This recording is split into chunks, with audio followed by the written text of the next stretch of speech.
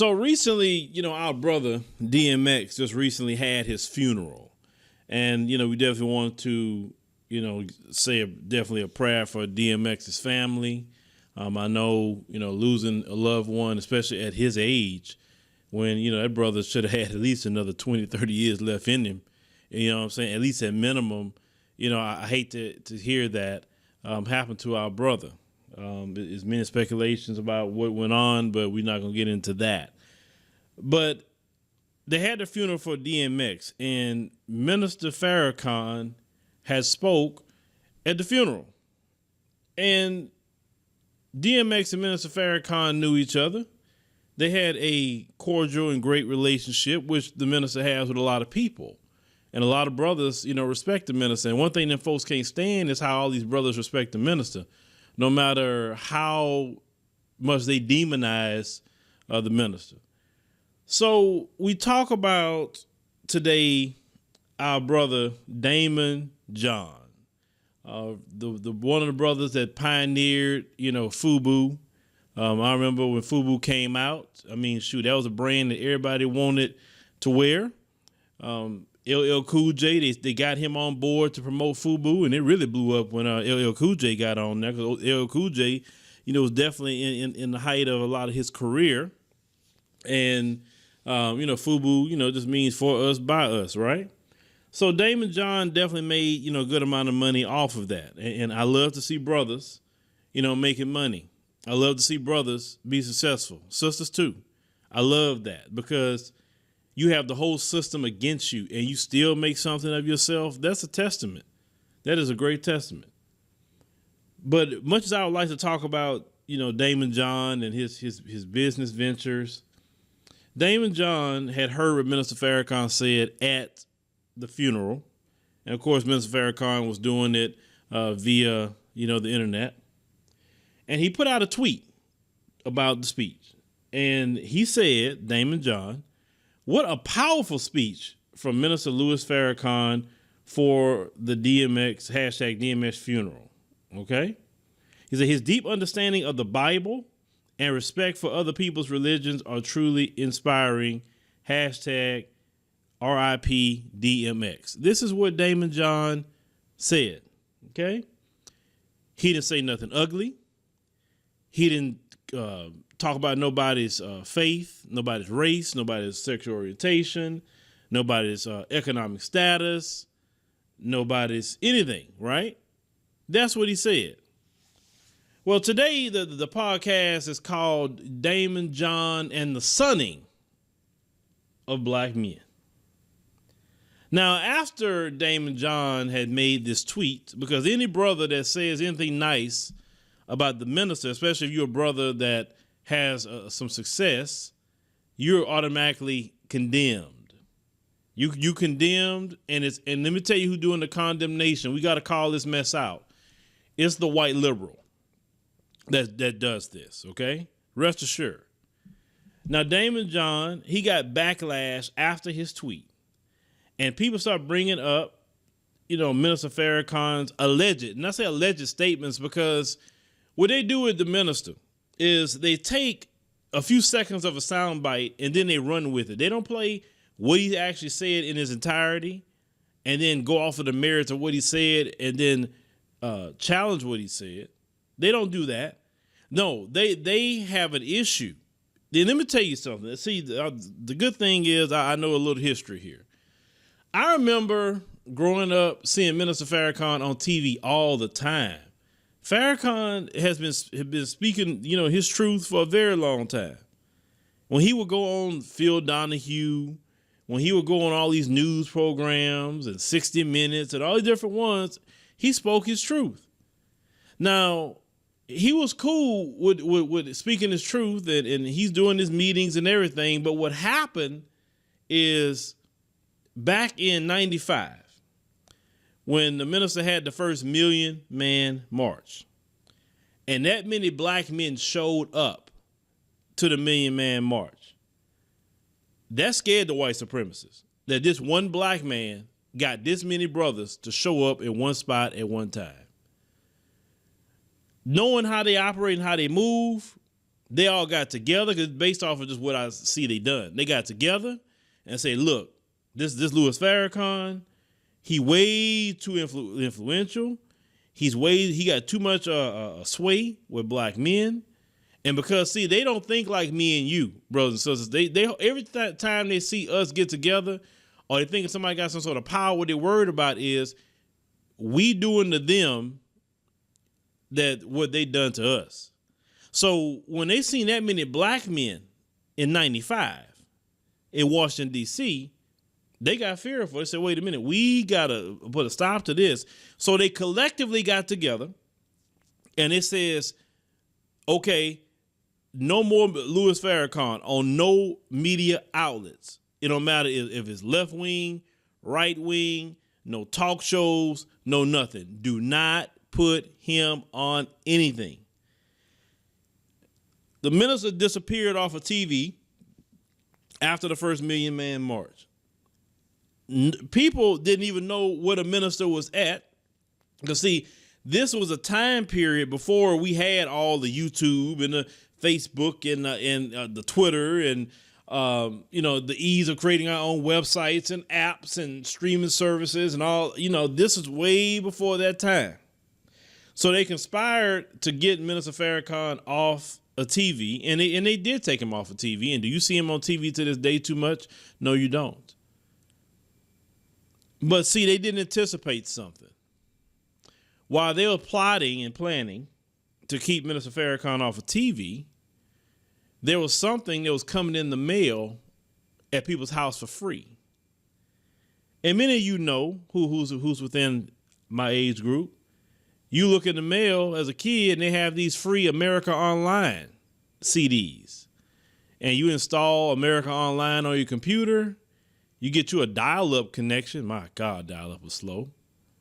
And then you say, welcome, you got mail. That sort of thing. Email first got getting jumped off for us, right? So while they plotting, the birth of the internet was happening. And the internet ended up surpassing them. They had the second Million Man March, which is the one I went to in 2015, okay? And he didn't need them to get the message out. He got it out with the internet. That made the white supremacists upset. Oh, you better believe it makes them upset because they don't like them. We don't need them. They have called, the minister all kind of names. They lied on the brother. They said that, he was responsible for the death of Malcolm X. The cop that was involved in the situation admitted that it was a hit by the NYPD and the FBI on Malcolm X. All the people that lied for years on the minister saying that he was the one that did it and orchestrated it. And so many years he would say, well, pull out the evidence. Go ahead. He said, if you say I did it, pull it out. Because and I knew they didn't have nothing on him because, trust me, you think they didn't want to put him in jail? Hell yeah, they'd put the Minister Farrakhan in jail if they could, but they have nothing on him. So Minister Farrakhan is one of those, rare brothers in society that don't need nothing from them. The brothers and sisters in the nation got him. And so the only thing they can do is, label him as public enemy number one. So if you have any kind of appreciation for Minister Farrakhan, then all of a sudden you responsible for anything that he could have said, they lied about, they constantly lie, and you got to shun your brother. Now, this is what happens here with this story. So when the backlash came to Daymond John, they start saying that, he made, alleged anti-Semitic remarks. And he called, Jewish people this, and he said that. And, so instead of standing on his square like a boss, this man is worth $259 million. Let me tell you something. If I'm worth $200 million, hell, if I was worth $20 million, $10 million, whatever, how many millions of dollars, and I know I got that pad, man, I'm gonna get more elephant balls on you. You hear me? I'm gonna have the biggest elephant balls out there with you because I know. Listen, when somebody can't really touch your money and can't do nothing, you ain't gotta be no afraid of them. Listen, this is why people like Donald Trump.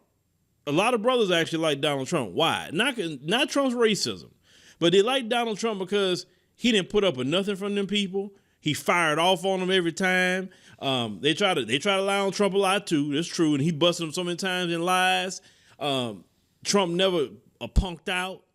That's the main thing they didn't like about Trump. He never would punk out. So when I look at brothers like Daymond John and Nick Cannon and a few others, I can't respect that. What's the point of having some money and you scared? You scared to even say, I like a speech. What he was supposed to say instead of deleting a tweet, he say, look, I heard a speech just about the funeral of DMX. This man just passed away. Minister Farrakhan said something nice at the funeral. Let's focus on DMX. Now, you want to talk about Minister Farrakhan, go to his page. Talk to him about that. Ask him what he says. Don't bring that over here because I didn't say anything that he said, he allegedly said. I ain't got nothing to do with it. Like I said, ask him for what he says. Don't come to my page with that or I'm blocking your behind. That's what Daymond John supposed to say. Well, I lost my friend. And you bringing up to me something about something that was nice that was said at a funeral. Yeah, what he said was nice. My tweet is what it was. Now, see, that was a man. That's how men will respond. But no, Daymond John, he deleted his tweet. And he says, well, in regards to my tweet regarding DMX's funeral, my comments on Minister Farrakhan were only related to what I just witnessed tonight, unbeknownst to his prior stances. He said, someone who was fortunate enough to have a stepdad, he said, of the Jewish faith, I do not condone, never will condone any anti-Semitic prejudice or any remarks of hatred. The prior tweet will be removed to avoid further pain and confusion to anyone who has felt hurt in the past by any negative comment of his. See, that right there, no, I wouldn't even address that. I wouldn't address that. No. I'm here talking about my friend. I'm here talking about DMX. I'm not here to talk about nothing else today. But when you black men, when you sit up here and let these people sun you like that, they sunning you, okay? Do you know what the term sunning means? A lot of you brothers? Is that they are basically humiliating you and trying to enact a consequence. If I'm worth $259 million, do you really think that I'm worried about your consequence at that point? What's the point of being a multi-millionaire and you're afraid? Understand something. We are in a different time period now. And the time period of the cowards is ending. If you want the respect of black people, stand on your square. Especially when you don't have to back off. See, some people, when they at the mercy of that Mzungu with their job, they may have to, back off a little bit for the sake of their family to keep some, food in their belly. But Daymond John didn't have to back off. A man worth $259 million is not a man that should have to back off. One thing I'm not going to do, I'm not going to speak for nobody. I'm going to only speak for myself. You're not going to tell me who I can talk to, who I can't say, hey, that's a nice speech. You're not going to tell me that because I'm a grown man, for one. Number two, we ain't on no slave plantation. Why you black people out here in the society, especially you black men with money? They treating you like a freaking slave. They telling you who you should like and who should not like, what black people to talk to or ones to stay away from. They tell you what to think. They tell you how to feel. That's what slave mentality. That's slavery. And let me tell you something. A lot of them, it's so ingrained in them to be a slave master to you. Some of them don't even realize they're doing it. I'll be honest with you. That's how much normalized it is. And unfortunately, it's normalized for you to be in a position of a slave to I don't like what you said. Oh my God, master. I'm sorry, master. Master, I didn't mean that. Master, I'll take that tweet down and I'm not trying to offend you, master. Don't beat me, master. That's exactly how a lot of black folks are. You ain't no way in the world I'm going to worth $200+ million. And I'm like, don't beat me, sir. I'm sorry it's about that tweet, sir. Like, really? This is what we doing? That's embarrassing. They're like Nick Cannon. Nobody respects Nick Cannon anymore. Nobody, he should have stood on his square too. I'm like, take the show. Take it. It's y'all's anyway. Take it. I got money. Look what I'm about to do. I'm about to go create my own stuff. I don't need y'all. As long as I got my community, I got the grassroots, I got the whole world. I don't need y'all for nothing. I got money. If your brothers are not willing to use the power that you have, look, money brings power to men, okay? As long as you apply that money the right way. You get to a point where you should not be afraid of massa like that, taking your money away. Well, you know what? Another reason why some of them are afraid is because they wrapped all their money in the massa. They didn't do anything that's self-sufficient. You're supposed to be creating websites, social media pages, whatever you're creating on your own server, your own domain. You understand what I'm saying? If it's on your servers, nobody can remove your content. Nobody can quote unquote cancel you. On your website, you can create your own payment services. Let's say, listen, you go through our payment service. We're not using PayPal. We're not using Stripe. No. We're going through our own services here. We're creating that. We want to be completely self-sufficient so nobody can quote unquote try to cancel us. Now, just because he took down that tweet, let me tell you something. They still going to enact a consequence. Listen, freaking Nick Cannon went on an apology tour, apologizing, and he still had to suffer some consequences for a few months. And then now, after they say, okay, well, we didn't beat him up about a good year. Let's go ahead and give him his show back. Let's go ahead and do this. Let's go ahead and do that. You understand what I'm saying? That's embarrassing. They tarred and feathered Nick Cannon in front of everybody. In front of everybody. Black men, stop being afraid, man. Stop being afraid. People respect you more if you stop being afraid. They say, okay, do what you're going to do. Do it. Okay, take the show away. Oh, you will kick me off of Shark Tank? Okay, kick me off. I mean, y'all not paying me a bunch of money on Shark Tank that I can't go. I got money. I don't need your show. As a matter of fact, kick me off of Shark Tank. I'm going to start my own show. Doing the same thing. I don't need you. Your brothers got to get to that point. Self-sufficiency puts you in a powerful position, men. We got to be as self-sufficient as brothers. When we self-sufficient, we don't have to take down tweets.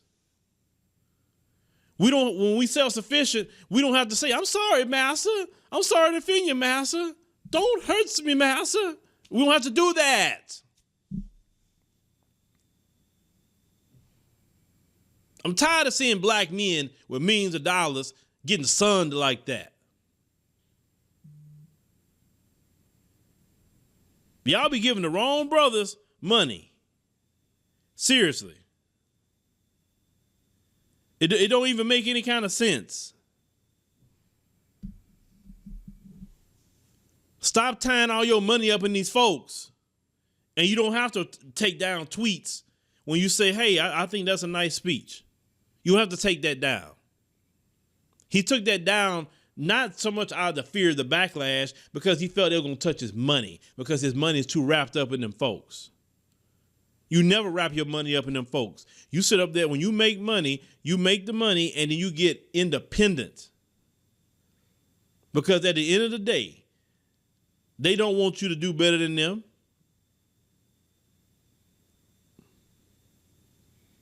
Ain't nobody out here gonna tell me what black man I can talk to or not talk to, or what black woman to talk. Listen, how is it you gonna sit up here and dictate who I should talk to in my own community? We don't do that to nobody. We don't tell you better not talk to this one. You better not talk to that one.